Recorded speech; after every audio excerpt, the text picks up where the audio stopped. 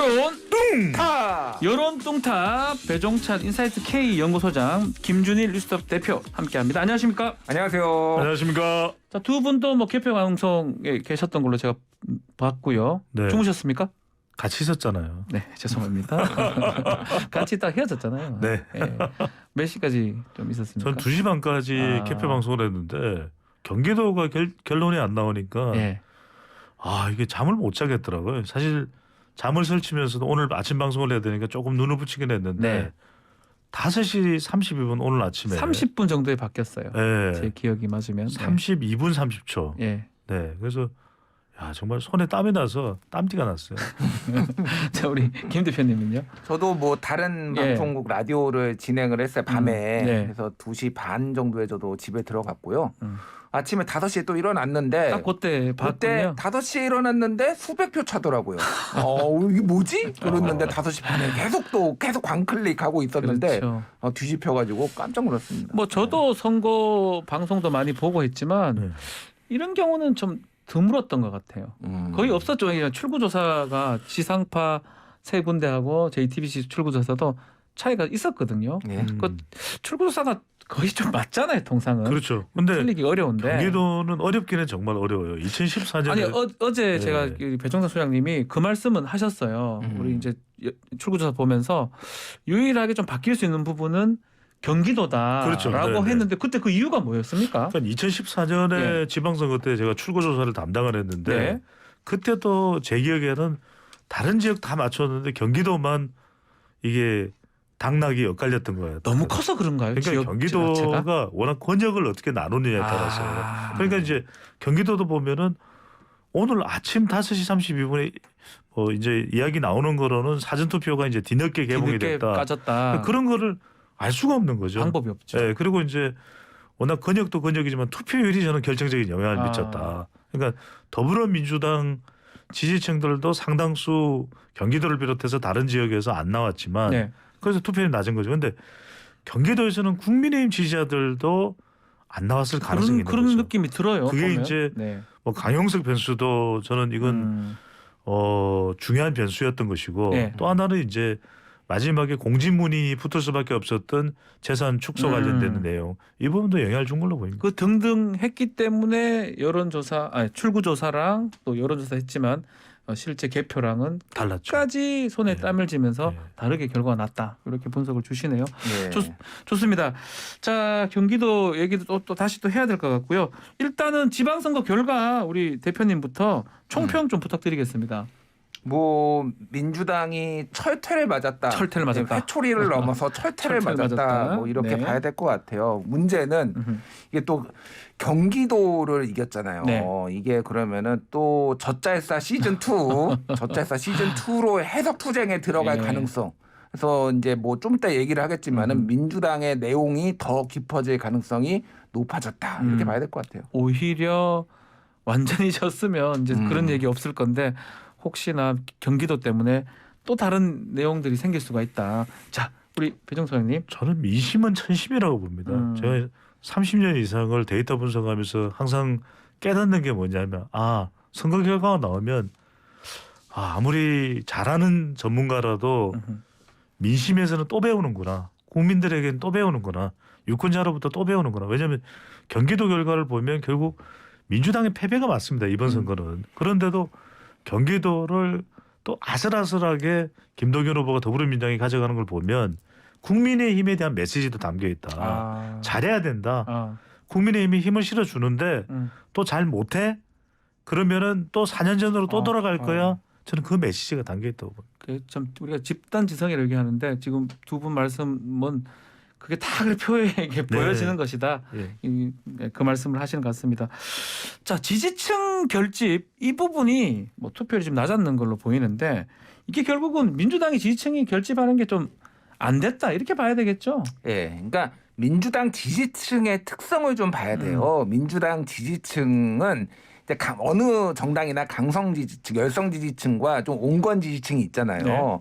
네. 근데 이제 이 어떤 선거에는 바람이 되게 중요하잖아요. 명분과 바람.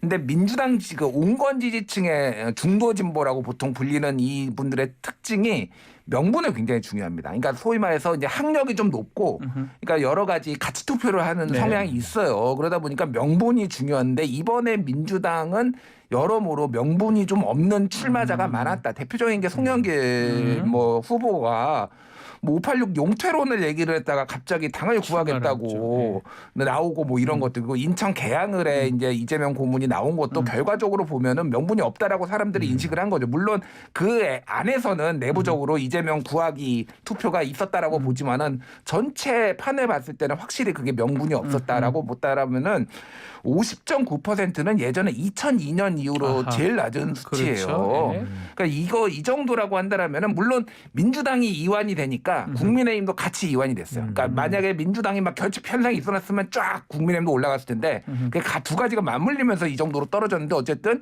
민주당 쪽에 표가 훨씬 더 많이 안 나왔다 이렇게 볼 수밖에 없는 거죠. 저는 이번 민주당의 패배가 AI가 없었다. AI. 그게 무슨 말입니까? 인공지능이 아니라 저는 A는 앵거입니다. 아. 그러니까 분노. 그러니까 더불어민주당을 위해서 나가서 분노 표심으로 더불어민주당에게 투표를 해줄 그런 분노가 없었어요. 그러니까 2017년에는 예. 국정농단에 분노가 있었고 다른 선거에서는 이게 투표를 끌어올릴 수가 있는 것이고 지지층 결집할 수 있는데 또 하나는 그러면 I는 뭐죠? I는 인터레스트입니다. 뭔가 인터레스트 관심사 예, 지지층의 관심이라도 있지 예. 동기부여가 돼야 되거든요. 가령 아하. 정말 내 생활을 좌지우지할 그런 이슈가 등장했다. 2010년에 무상급식이 있었습니다. 예. 아니 애들 밥 가지고 장난치는 거예요. 2014년에는 분노가 있는 세월호 사건이 있었거든요. 근데 이번 지방선거는 오히려 민주당 때문에 분노가 일어나. 예. 왜 이러는 거야? 예. 그것 때문에 저는 지지층들이 투표소로 안 나간 거죠. 네. 그러다 보니까 지금 결과는 뭐 광역단체장 12대 5고요. 전체적으로 민주당보다는 국민의힘이 훨씬 앞서는 결과가 났습니다. 다시 이제 경기도 얘기를 좀 하면요. 극적인 반전이라고 해도 무방할 것 같은데 결국 여론 공표 금지 기간 동안에 여론이 좀 움직였다. 이렇게 보는 게 맞습니까? 이거 어떻게 분석해야 네. 됩니까? 저는 다분히 그렇게 될 수밖에 없는 것이 네. 이제 여론조사 공표 금지 기간 동안에 불거졌던 이슈가 조금 전에 이제 말씀드렸듯이 그래도 조금 분노가 야기될 수 있는 부분이 바로 재산 축소 신고 바로 이 부분일 수 있는 것이거든요. 네. 그러니까 우리 일반인들이 200매덕이나 되는 돈을 정말 이게 체감도 안 됩니다. 근데 그건 뭐 20매덕 뭐가 문제냐 16 차이가 16억이죠. 무슨 차이냐 이렇게 이야기할 수 있는데 일반인들은 화들짝 놀립니다. 난 16만 원도 없어 이렇게 이야기를 하거든요. 네. 근데 두 번째는 저는 강용석 변수라고 봅니다. 강용석 변수. 그러니까 자꾸만 상황적인 풀이를 하는데 그러니까 여론조사에서 김은혜 후보가 오차 범위 내에 앞서는 조사도 있으니까 에이 강용석 뭐 그렇게 품지 않아도 되네. 단판이고 단일하고 필요 없네 이렇게 생각했는데 저는 김준일 대표님이 항상 강조하시는 게 뭐냐면 지난 대선에서 윤석열 당시 후보가 왜 단일화를 했겠느냐. 그리고 심지어는 안철수 후보는 이번에 보궐선거 나가서도 계속 김은혜 후보가 단일화해야 된다는 걸 강조했거든요. 네. 저는 선거의 기본 공식은 내 표를 가져갈 변수를 최소화하는 겁니다. 그런데 이 강용석 변수가 해소되지 않은 것도 저는 결정적으로 영향을 줬다고 보는 거죠. 저는 대표님한테 요 질문 좀 예. 드리고 싶습니다. 뭐 제가 저도 막판까지 이제 개표를 봤는데 눈에 띄었던 부분이 결과론적인 부분이긴 합니다. 부천 지역 표가 가장 좀 늦게 열렸습니다. 예. 그리고 뭐 그냥 우리가 보는 거에 따라서는 부천에서 김도희 후보가 많이 앞섰기 때문에 마지막에 차이가 났던 거로 인식이 되는데 혹시나 마지막에 이재명 후보가 얘기했던 김포공항 이전론 이게 조금 막판에 효과가 있었을까요? 없었을까요? 어떻게 보십니까? 그러니까 그거를 경기도 판세로 보려면은 전체를 봐야죠. 그러니까 부천에서 올라갔는데 다른 데서로 떨어져 있을 수도 그러네. 있는 거예요. 그러니까 그러네요. 이거를 그 선거함을 언제 여느냐에 따라서 희비가 엇갈린 것뿐이지. 그렇죠? 그런데 예.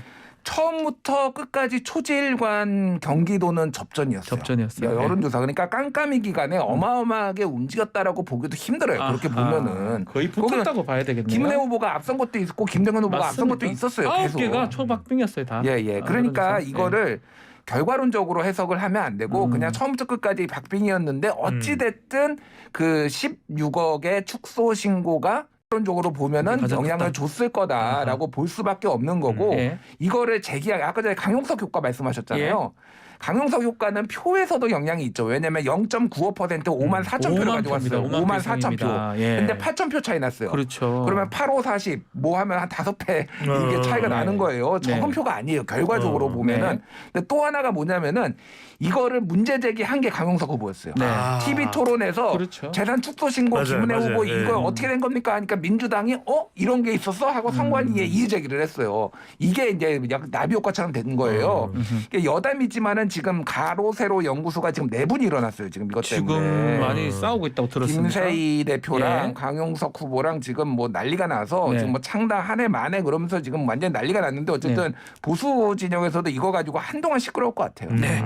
자, 우리 김동연 지금 당선인 경기도지 당선인. 자, 예, 알겠습니다. 자, 지금 말씀처럼 가정이 자꾸 필요할까 싶은데 혹시 유승민 후보가 나왔으면 어떻게 됐을까요? 그러니까 알 수 없죠. 이 알수 가정을 참 하는 게 참 웃긴 얘기긴 한데요. 네. 그런데 이제 네. 매치업이라는 걸 보기는 봐야 돼요. 일꾼론. 사실은 이제 어찌됐든 김동연 후보가 끊임없이 밀었던 거는 일꾼론이었고 기재부 네. 장관이었고 경제통이었고 뭐 이런 것들 얘기를 했잖아요. 거기에 최적화돼 있는 사람이 김동연인 건 맞아요. 아니 김동연이 아니라 유승민인 건 후보. 맞아요. 네. 거기도 경제학자 출신이고 네. 경제통이잖아요. 그리고 급으로 따지면은 사실은 유승민이 더 반급은 높다고 봐야죠. 김동연 후보는 지난번 대선에서 중도 사퇴를 했지만 유승민 후보는 어쨌든 2017년에는 완주를 했고 이번에도 아깝게 이제 졌잖아요. 그런 걸로 보다라면은 알 수 없지만은 유승민이 더 그리고 여론조사 결과도 그때 당시에 여론조사는 유승민이 조금 더 높았어요. 네. 그러니까 중도층 소구력에 대해 있었다 봐야 되는 거죠. 결과를 가지고 이제 해석하는 것은 우리가 뭐 또 적절치는 않을 수도 있는데 네. 굉장히 중요한 질문을 저는 박지원 진행자께서 하셨다고 봅니다. 제가요? 왜냐하면 예. 첫 번째로 보면은 네. 당시 경선 때도 보면 국민 여론조사는 유승민 전 의원이 더 앞섰다는 거 아닙니까? 그렇죠. 그런데 이제 맞습니다. 결국 당심 때문에 윤심 때문에 유승민 전 의원이 선택받지 못했던 거죠. 전 두 번째는 이번 광역단체장 선거에서 가장 큰 수혜자가 누굴까라는 생각에 저는 이 김영한 이 충북지사 당선자가 아닌가. 예. 왜냐하면 정말 여러 정치적인 이력을 가지고 있고 족적을 가지고 있지 않습니까? 그런데 결국 국민의힘에서도 또 뭔가 당선이 됐어요. 그 이야기는 유승민 전 의원 같은 경우에는 그렇게 생각한다면 네. 충분히 경기도가 나가서 경쟁력을 가질 수도 있을 거죠. 알겠습니다. 자, 우리 김동연 후보님 오늘 극적으로 이제 당선이 되다 보니까 자, 전화 연결이 지금 되어 있는데요. 자, 김동연 후보님 얘기 좀 들어보고 이야기를 좀 이어가도록 하겠습니다. 자, 후보님. 네, 잠깐만요. 아직 전화 연결이 안 된 것 같습니다. 네. 네, 자, 김동연 당선인 사실은 저희가 이 새벽까지 이게 당선인 결정이 잘 안 돼서 그렇죠. 네. 뭐 인터뷰 잡기 좀 그래서 좀 계속 논란이 되다가 지금 아마 연결이 된 것 같은데 잠시 혹시나 또 지금 전화가 잘 안 되고 있어서 연결이 되면 다시 말씀을 드리겠습니다. 양해 부탁드리고요. 네, 우리 배정 소장님. 수많은 전화를 받을 수밖에 없을 겁니다. 네. 김동연 당선자라고 이제 지칭을 해도 되겠죠. 근데 네. 이제는 당 내외의 위상이 상당히 달라질 것 같아요. 그래서 당 내에서도 그동안 더불어민주당에 뿌리를 내리지 못했는데 그런 상황도 바뀌게 될 가능성이 높지 않을까 하는 생각을 합니다. 네. 자, 뭐 또 이번에 경기도 이 선거가 글쎄요, 뭐 이재명 후보는 마지막 이런 얘기는 했어요. 12대 5 얘기하면서 경기도 이기면 뭐 이긴 거 아니냐 이렇게 또 얘기를 했거든요. 그런 부분 어떻게 보시면 대표님? 그러니까 그게 이제 민주당의 본격적인 해석 투쟁의 시작이다라는 거예요. 해석 투쟁이다. 개파 갈등이 하나가 있고 예. 노선 투쟁이 하나가 있고 선거의 패배라고 본다라면 패배의 원인을 뭘로 볼 것이냐 예. 이 해석 투쟁들이 있어요. 지금 이게 본격적으로 될 수밖에 없는 그런 상황인데 네. 지금 경기도 같은 경우는 신승을 했는데 그러면 경기도가 지난 대선에서는 한 5%포인트로 이재명 후보가 더 가져갔는데 지금 8,000표 차로 이긴 게 그러면 이거를 그러면 뭐 승리로 봐야 되는 것이냐 뭐 굳이 해석하자면 뭐 이런 식의 이제 해석들이 막 난무를 할 것이고 이재명 때문에 오히려 더 어려워져. 아니다 이재명이 나와서 그나마 했다 뭐 이런 이제 그게 전당대회를 앞두고 엄청난 내용에 휩싸일 것이다 이렇게 볼 수밖에 없는 거죠. 우리 지금 배종찬 소장님 네. 말씀하신 것처럼 오히려 국민의 뜻이 이렇기 때문에 겸허하게 좀 받아들여서 만약에 좀 질서정연하게 된다 그러면 민주당 입장에서도 이것이 나쁘지 않을 수 있을 것 같기도 한데요. 그렇죠. 예. 이제 지금 이번 지방선거를 계기로 해서 과연 확 달라지는 더불어민주당이 될 수 있는가 이게 가장 핵심으로 봐야 될 겁니다. 네. 그래서 민주당의 패배라는 말씀드렸고 이거는 부인할 수 없는 사실이거든요. 그렇다면 왜 이렇게 됐을까? 빨리 이제 민심을 파악하는 데 있어서 저는 민주연구원이 작동돼야 된다. 민주연구원이 이걸 이제, 자꾸만 예. 젖자사로 졌지만 잘 싸웠어 이렇게 해석을 하거나 아니면 박지원 비대위원장에게 아하. 책임을 묻게 되거나 저는 그런 구조로 가서는 안 되고 왜 이렇게 됐을까? 170석의 거대 이제 야당이 됐습니다. 제일 야당이 됐는데 다수당인데 의회에서는 그러니까 이 부분을 빨리 민의를 파악을 해서 이 국민들이 명령하고 있는 방향은 뭐냐? 저는 그 부분을 모든 구성원들이 저는 공유를 하는 것이 중요하다. 네. 그래서 뭐 많은 내용들이 나왔지 않습니까? 586 용태, 뭐 당의 혁신, 또 그동안 팬덤 정치를 하서는 안 된다.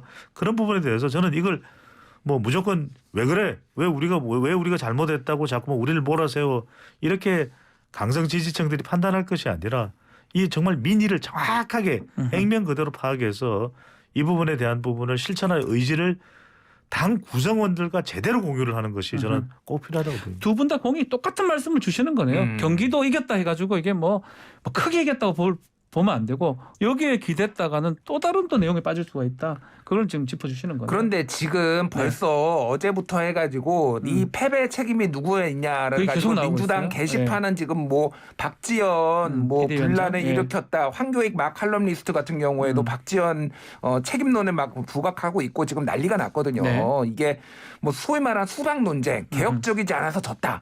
뭐 이런 얘기들도 지금 있고 그래서 이게 정말로 저는 조기에 수습이 될지 좀 회의적이에요 개인적으로는. 저는 네. 그래서는 안 된다고 생각되는 예. 것이 실제 출구조사 결과를 보더라도 서울도 그렇고 다른 지역도 그렇고 전국적으로 20대 남성들은 이른바 이준석 현상이라고 봐야 되겠죠. 2대남, 3대남 일부에서 이제 갈라치기라고 그런 네.